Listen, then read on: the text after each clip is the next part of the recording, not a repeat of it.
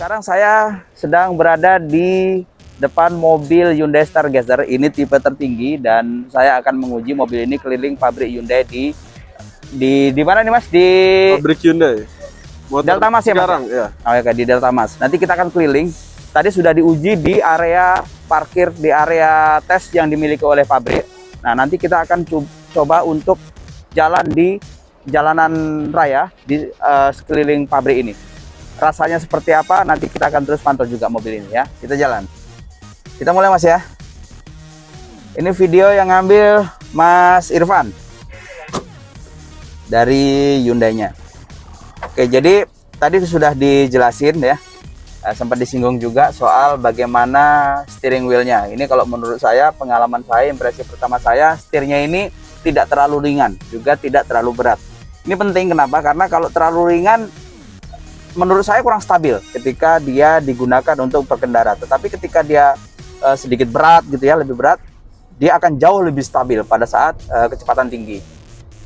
Oke.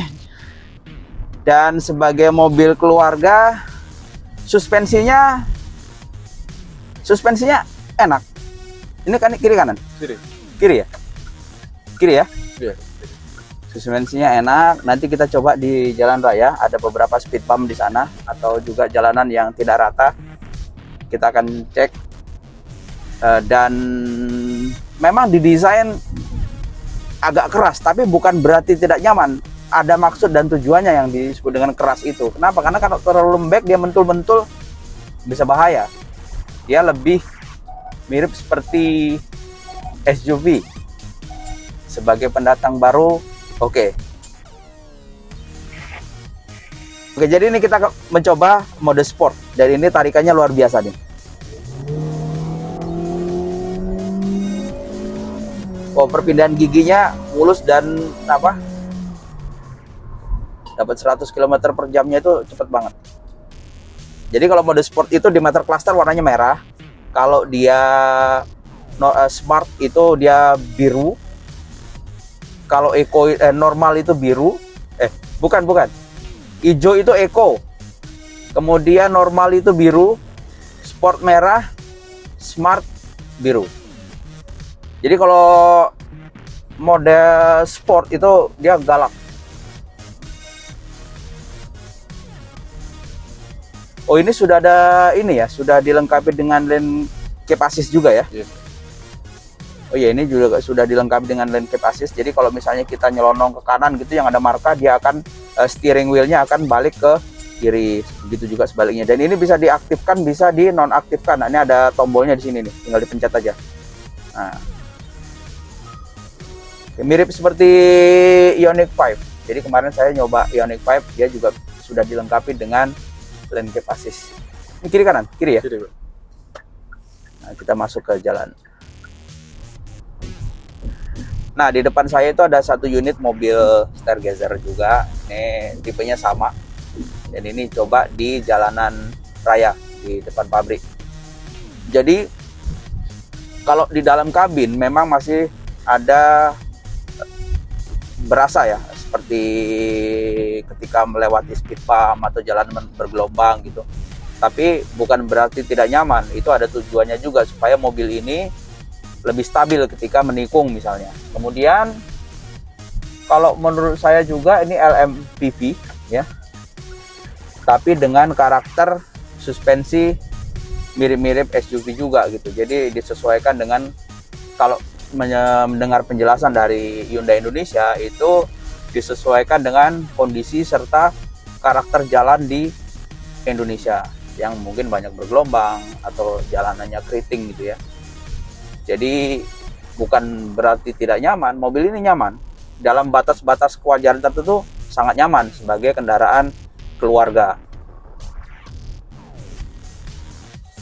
Oke, jadi ini ada meja ya, tatakan meja untuk di kursi untuk penumpang sebelah kiri belakang. Ini adanya di kursi depan sebelah kiri. Kalau di kursi pengemudi tidak ada, dia laci. Ini kompartemen minum, ada laci-laci. Di armrestnya ini ada apa namanya, USB. Di armrest ini ada kompartemen juga. Ini ada kamera parkir.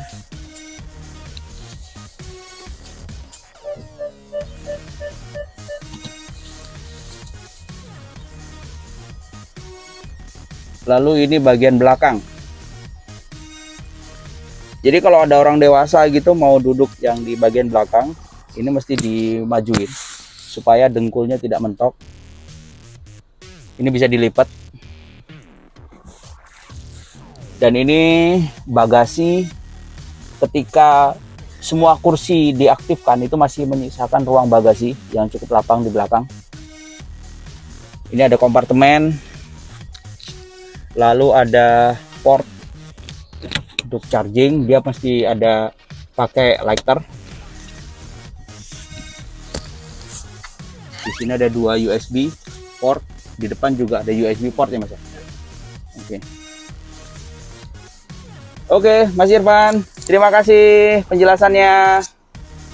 Jadi tadi sudah coba mobil ini dari area yang dipakai untuk tes di dalam pabrik maupun keluar area dari pabrik ini. Tadi sudah dicoba di jalan raya di depan pabrik ini.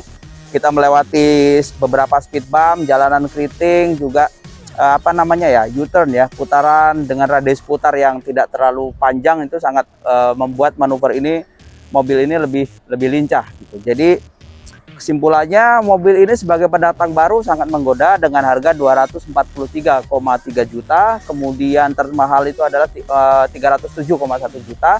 Tapi mobil ini dilengkapi dengan berbagai fitur serta teknologi terkini yang saya rasa lebih advance dibanding kompetitor lain. Oke, sampai ketemu di test drive selanjutnya. Terima kasih.